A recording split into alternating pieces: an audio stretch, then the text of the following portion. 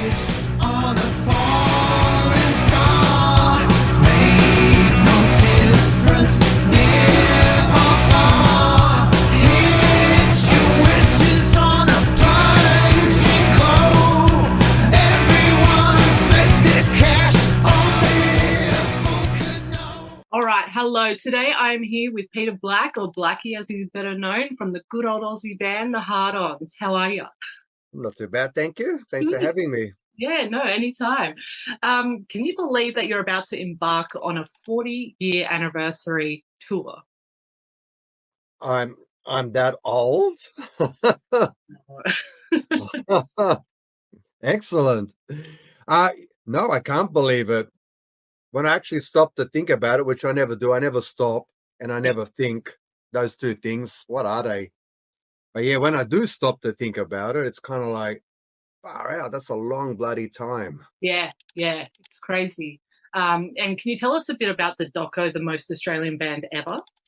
I can't. I don't know anything about it. Oh. We're not making it. Okay. Jonathan, I call him Jonathan Sequeira is making it. Yeah. And he made the phenomenal doco on Radio Birdman, which I loved and seen 4 times. So when he approached us and said, I'd like to make a doco, we all said, shit, yeah, the dude that made the Birdman doco, yeah, for sure. Oh, yeah. So I'll see it when you see it, if you want to go see it. Cool. And I'm sure in his hands it's going to be quite fun. Yeah. Is it all like older footage, or is there any new footage, or do you not?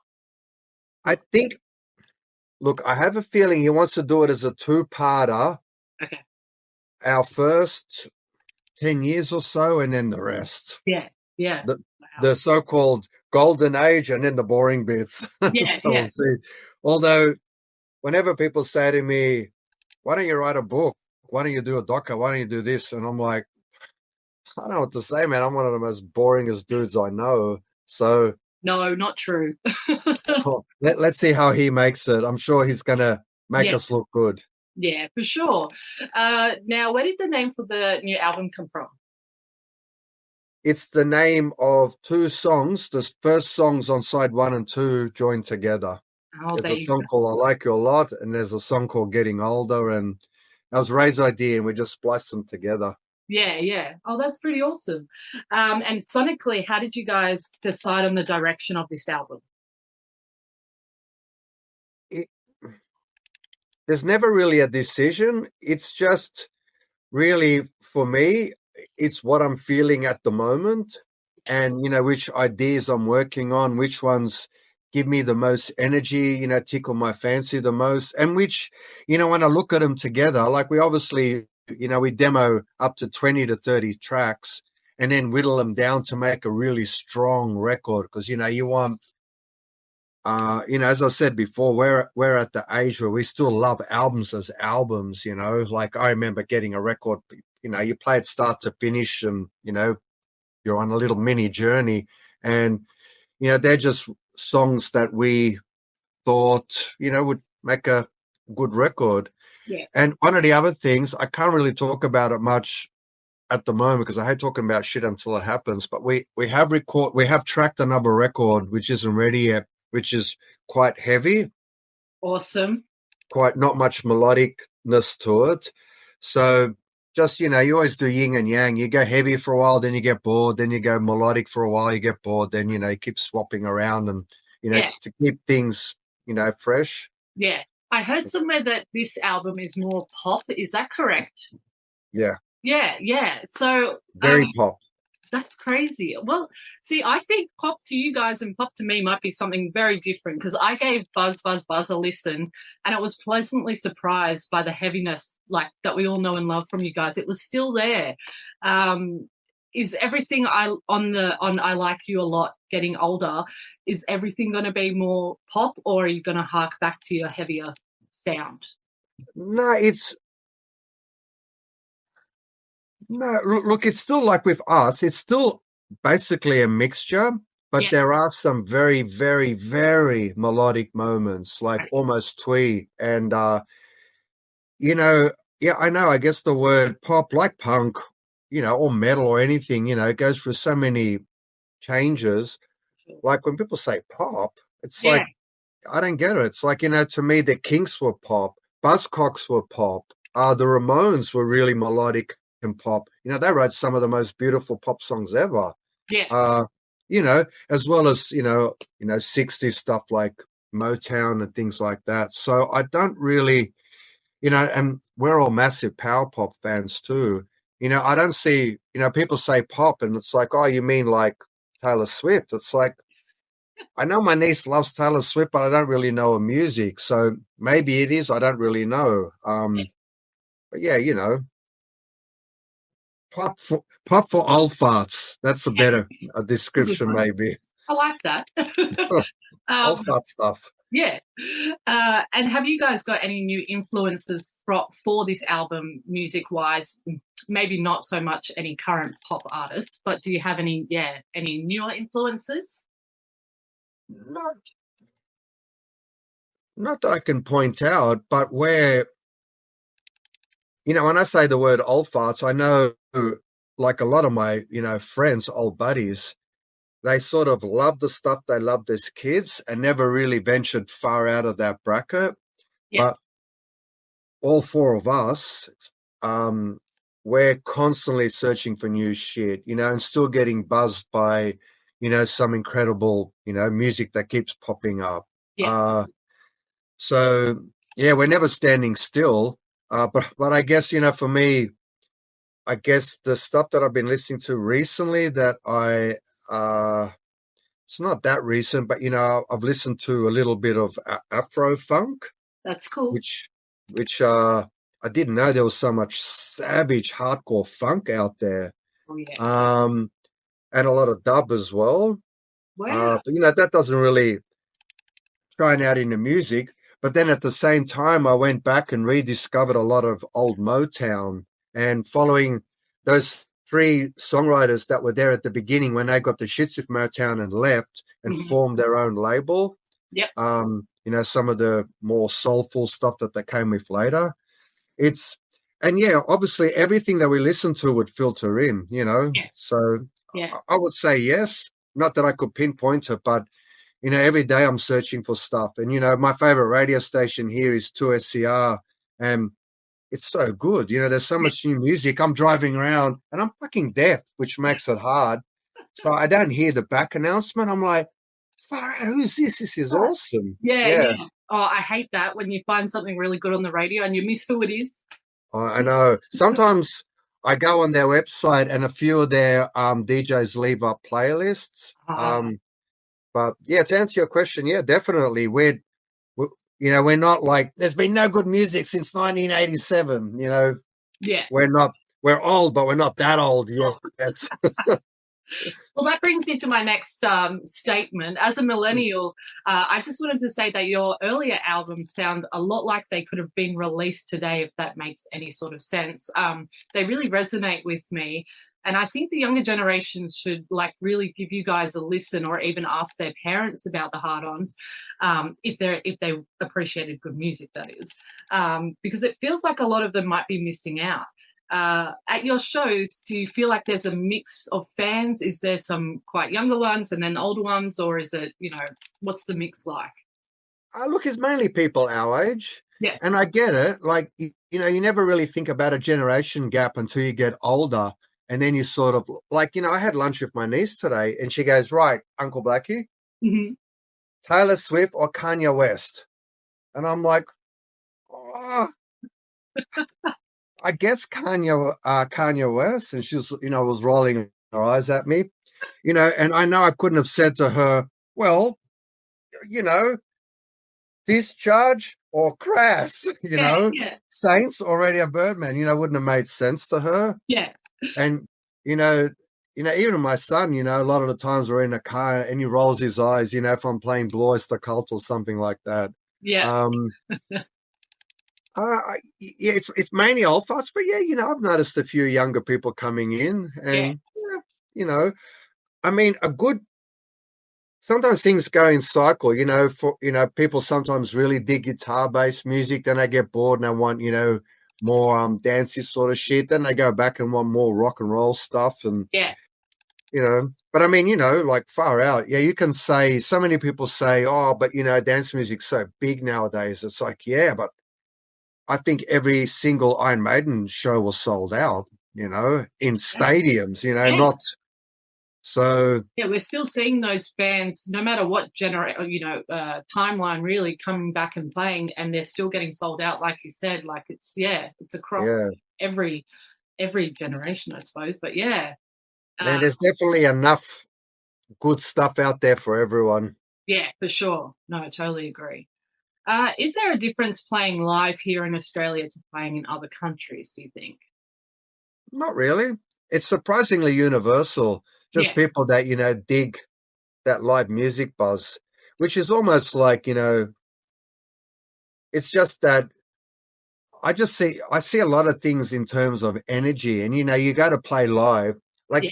you'll notice when you go to see a band, sometimes as they're just about to start, there's this mad crackling in the room. You know, it's almost that kinetic, fuck, it's about to start and everyone's getting really excited. Yeah. Then if it's a good night, if everything's working, you know, the PA's on fire, the monitors are good, no one breaks a string. You know, there's that back and forth. You're shooting out some energy into the crowd. They're getting off. They're shooting energy back to you. And it keeps going backwards and forwards. So, you know, by the end of the night, it's like, fucking hell, that was so good. So you can definitely feel it up there when you're performing. You can feel the crowd. 100%. That's awesome. 100%. There are some shows I'll never forget. I remember one in Perth in particular where I just didn't want to get off stage. And by the end of it, even people right up the back row, I could just see them in shadows with their hands in the air going crazy. And I just thought, fuck, I'm lucky that, you know, I get to experience this sort of shit. Hell yeah. And is there anyone in particular that, like, is a favorite for you guys to play alongside with or before or? Oh, loads. Yeah. There's so many good bands at the moment. Yeah. For me to start, you know, Raising Ravens, you know, crazy good. Band Dead from, you know, rural Victoria. Just 3-piece, 2 basses and drums that just sound like, you know, they put your head in a freight train and take you along. Yeah. Leatherman, which is some of the guys from the Clowns and Cable Ties doing a Thin Lizzy style power pop thing. Oh, But wow. I could go on. Yeah. Hundreds, literally hundreds. That's awesome. And I know you guys think pretty highly of Radio Birdman. What do they mean to you? Yeah, that was really special. What I was saying, like when we played with them, how special that was for us. And this is, you know, no spin doctoring. This is 100% true. When we were kids, one of the first songs we tried to learn was New Race. Oh, yeah. So, you know, to be little grommets in a bedroom, you know, with badly tuned guitars, going, oh, I think it goes like this, you know, then to be sharing a stage with them is... That's nuts.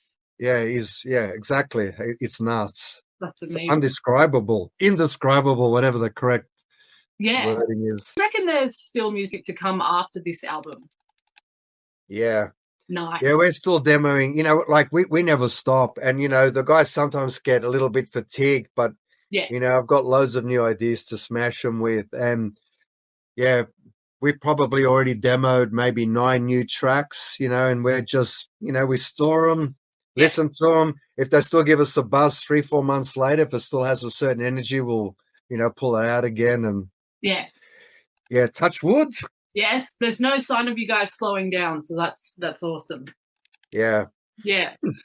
And this is a bit of a different one, but how does Ray come up with the art for the Hard-Ons? Like, does he draw something rad and you all go, yep? Or, like, does his art usually correlate with aspects of your albums or your tours? Or how does that process work? I don't really know. You'll have to ask Ray. I have a feeling, and I do remember him saying once, he hates it when people ask him to do a record cover and then go, right, now this is what I'm after. I want you to draw, you know, this with that, with my head sticking out the back, you know, and he's like, you know, that never feels free to me.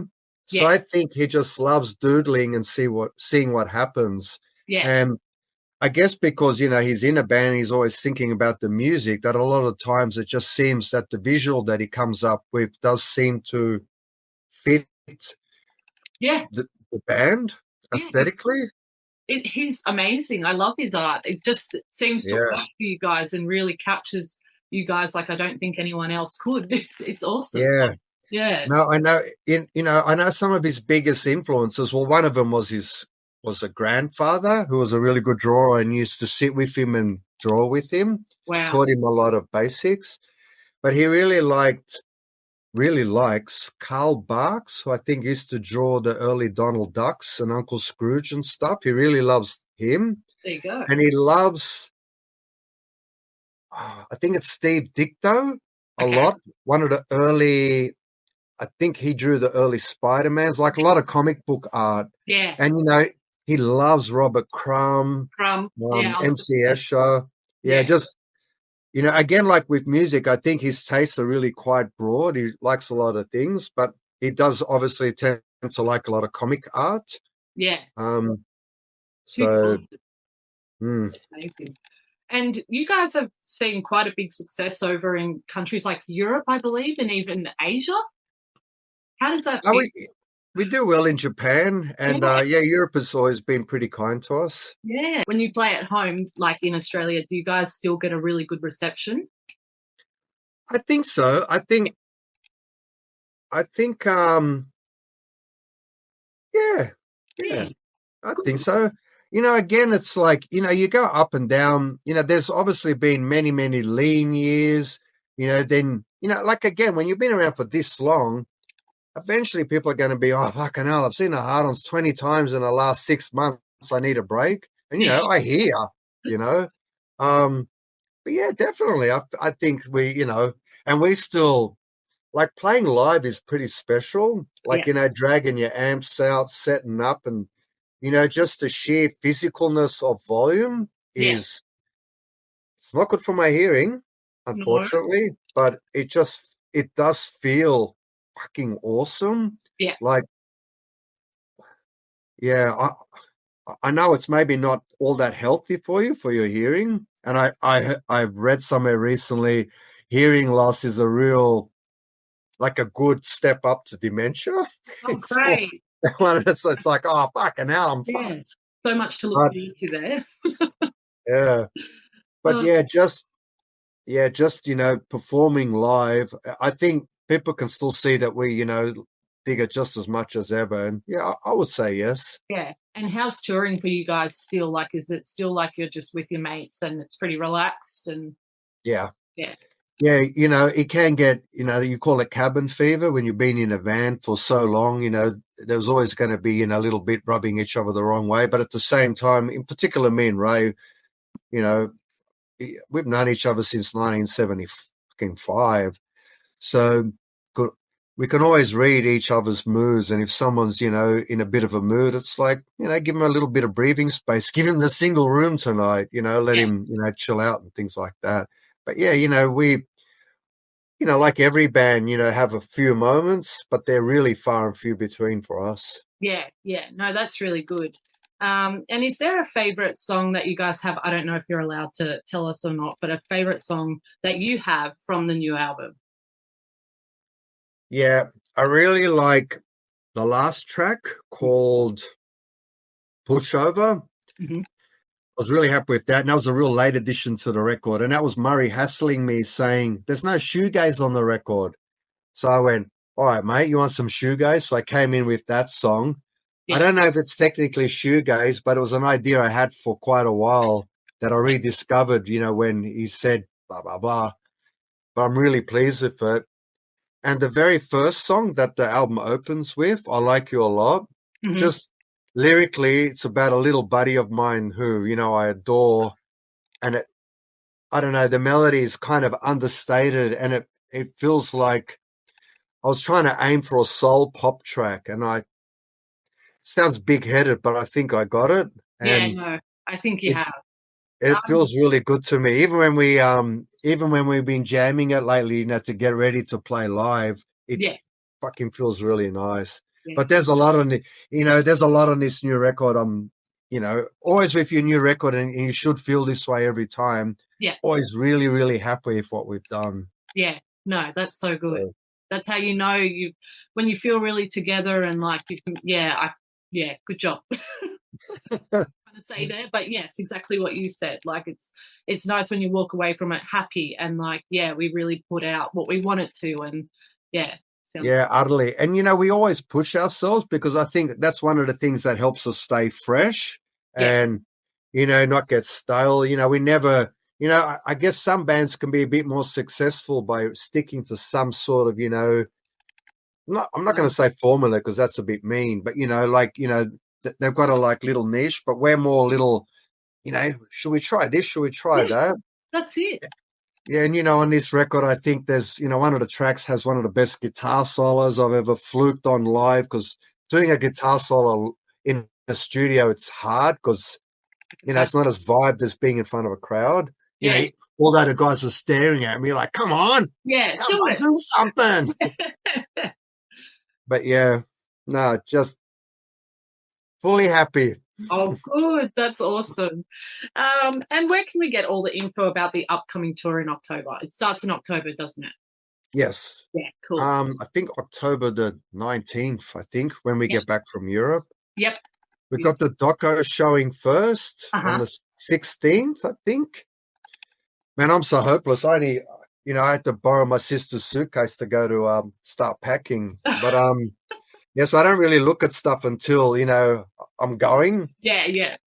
But I'm pretty sure it's October the 19th. But, it'll be up on all the social media sites. And Cheer Squad Records, I think their webpage has all the touring dates of their bands and stuff like that. So we want everyone to know, obviously. So we'll be plastering you guys with it. No, it's good. It's awesome. We can't wait for it. So exciting. Thank you. Yeah, no worries. All right. Well, thank you so much, Blackie, for having a chat with us today. We're eager for the album and the tour. And yeah, thanks again. No, thank you. That was really cool. Pleasure. Made a wish